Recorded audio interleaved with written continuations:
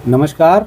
आज मेरे साथ सुमन सिंह जाटव जी हैं, जो कि अनुसूचित मोर्चा की प्रदेश कार्य समिति में सदस्य हैं भाजपा में। गाज़ियाबाद में मैं बैठा हुआ हूं और दिल्ली में कल शपथ ग्रहण हुआ है, जिसमें रेखा गुप्ता जी को मुख्यमंत्री दिल्ली का बनाया गया है। तो उस पर मैं थोड़ी सी चर्चा करूंगा, साथ ही बजट पर भी थोड़ी सी बात करूंगा जो सीएम योगी के द्वारा बजट जारी हुआ है। सुमन जी, आपका बहुत बहुत स्वागत। जी धन्यवाद। ये बताइए, कल जो दिल्ली में जी शपथ ग्रहण हुआ, आपकी पार्टी ने मुख्यमंत्री रेखा गुप्ता जी को चुना। जी आपको क्या लगता है, आपने उनके साथ काम भी किया है, जी क्या लगता है आपको कि किस तरीके से आगे सरकार में क्या क्या उपलब्धियां होंगी? देखिए, एक तो पार्टी ने रेखा गुप्ता जी को मुख्यमंत्री चुना है। एक उनका जो बैकग्राउंड है वो संघ विद्यार्थी परिषद का रहा है और वो इतनी मेहनती कार्यकर्ता हैं कि 30 वर्ष उनको संघर्ष कर से हो गए पार्टी में, और उन्होंने पार्टी को इस मुकाम तक आने के लिए मेहनत की है। जो पार्टी ने उनको काम दिया वो उन्होंने पूरे दिल और ईमानदारी से किया है। जिस तरीके से पार्टी ने उन पे और शीर्ष नेतृत्व ने उन पे भरोसा जताया है, मुझे ऐसा लगता है कि वो आने वाले इन 5 सालों में दिल्ली को दुबई बना देंगी। जो चहल पहल और रोशनी, सड़कें, रोड आप देखेंगे, जो दुनिया भर के गड्ढे हैं वहाँ, यमुना जी की इतनी दुर्गति थी वहाँ पर। देखिए, कल उन्होंने शपथ लेने के तुरंत बाद ही माता वहाँ गई और जाने के बाद में उन्होंने वहाँ आरती की, पहले यमुना माता की, कि उनने ये दर्शाया है कि वो हिंदुत्व को कितना महत्व देती हैं।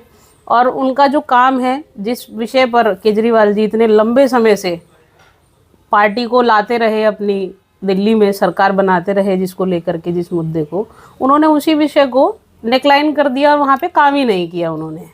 अच्छा, जिस तरीके से दिल्ली चुनाव में हो रहा था कि केजरीवाल जी अब केजरीवाल की बहुत खामियां भी थी जी या नहीं थी, वो पार्टी नेतृत्व को पता होगा, जनता को पता होगा। जनता ने अपना जो है जनादेश दिया, जी तो उस पर आप क्या कहेंगी?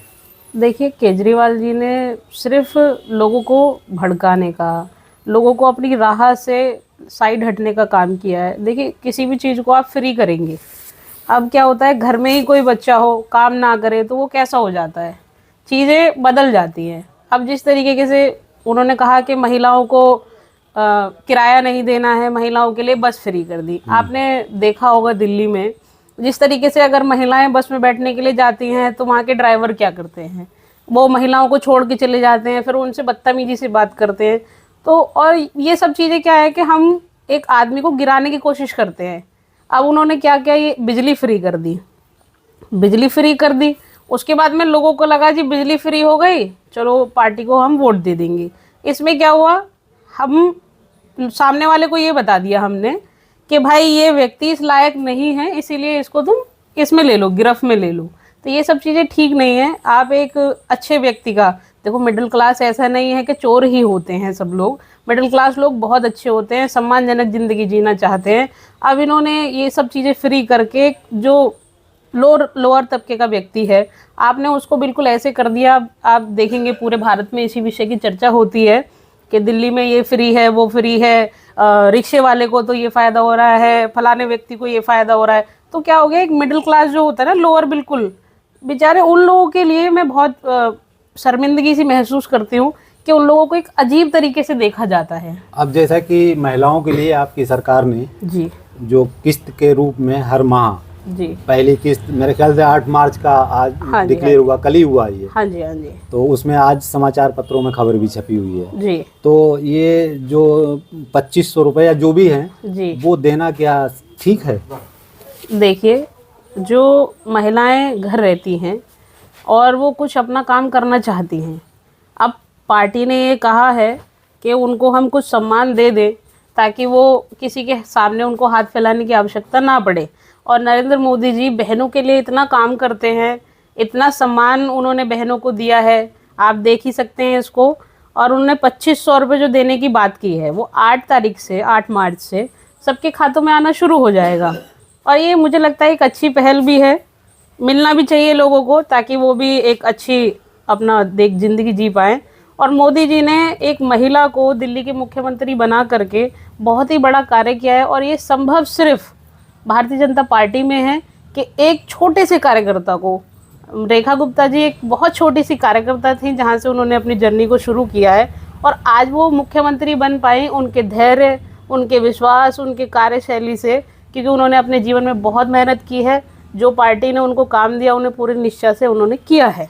जैसे कि वो काउंसलर थी जिस जी। समय में, उस समय में भी बड़े जोरों से चर्चा रहती थी कि वो अपने काम के मामले में कोई कोताही नहीं बरतती हैं। तो ऐसा लगता है कि मुख्यमंत्री रह गई, क्योंकि ये पद जो है ना बहुत महत्वपूर्ण पद है। जी। तो आपको क्या लगता है कि कितना अच्छा हो सकेगा?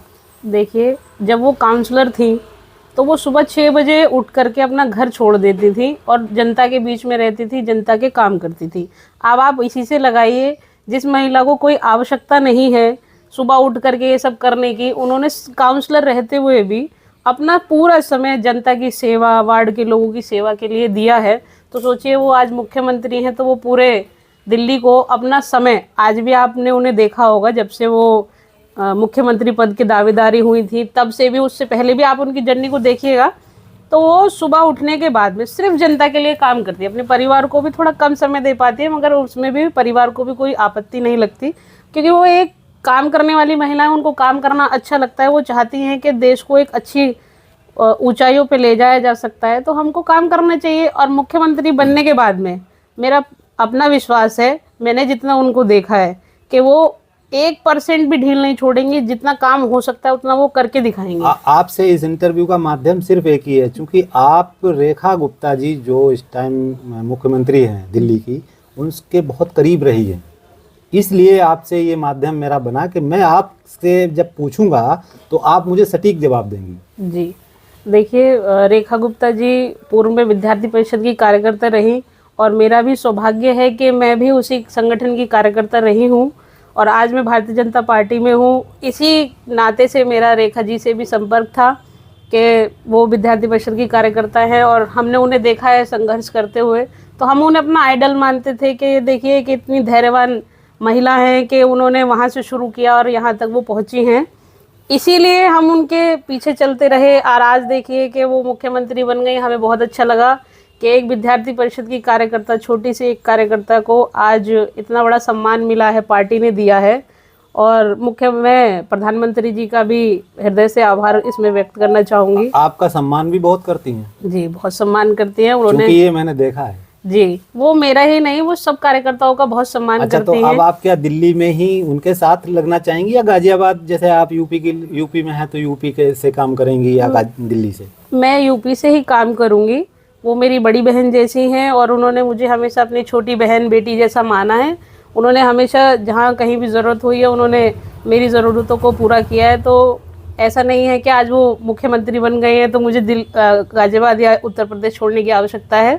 मैं यहीं रह करके जो जितना हो पाएगा संभवतः काम करने का प्रयास करूँगी। अच्छा, जो बजट, जैसे अब उत्तर प्रदेश में योगी सरकार का जो बजट हुआ है पेश, उस पर आप क्या बोलेंगी, क्या प्रतिक्रिया आपकी? देखिए, बहुत अच्छी बात है कि सरकार ने एक बहुत अच्छा बजट पेश किया है सदन में, और पिछली बार से ज़्यादा लगभग 9-9.5% उन्होंने ज़्यादा बढ़ा करके इस बजट को पेश किया है, जो कि महिलाओं के लिए भी, लोअर तबके के लोगों के लिए भी बहुत अच्छा है।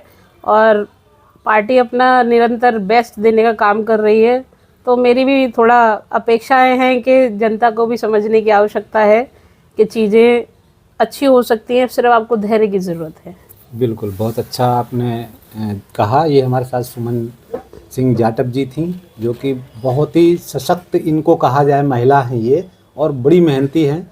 इन्होंने जो कार्य किए हैं अभी तक, वो काबिल तारीफ़ है, इसमें कोई दो राय नहीं। इसमें कोई ऐसा नहीं कि मैं इनके पक्ष में बोल रहा हूँ, ऐसा नहीं है, क्योंकि ये सब देखा गया है। हमारे चैनल और अखबार के लिए क्या बोलेंगे आप? देखिए, हमारे जो देखने वाले, पढ़ने वाले, उनके लिए क्या कहेंगी? मैं यही कहूँगी कि अपना राष्ट्रीय सत्ता, जो अपना अखबार है, अपनी प्रिंट मीडिया है, वो बहुत अच्छा काम कर रही है मीडिया के जगत में। और मैं चाहूँगी कि सब लोग पढ़ें उसको, सब लोग देखें, क्योंकि ये बहुत एक्सक्लूसिव खबरें लेकर के आते हैं, जो एकदम तुरंत आती हैं कहीं से भी, उसको तुरंत कैप्चर वो कर लेते हैं और इतना ध्यान रखते हैं सभी का भी, और जो ज़मीन पे चल रहा होता है सब चीज़ों की चिंता ये करते हैं।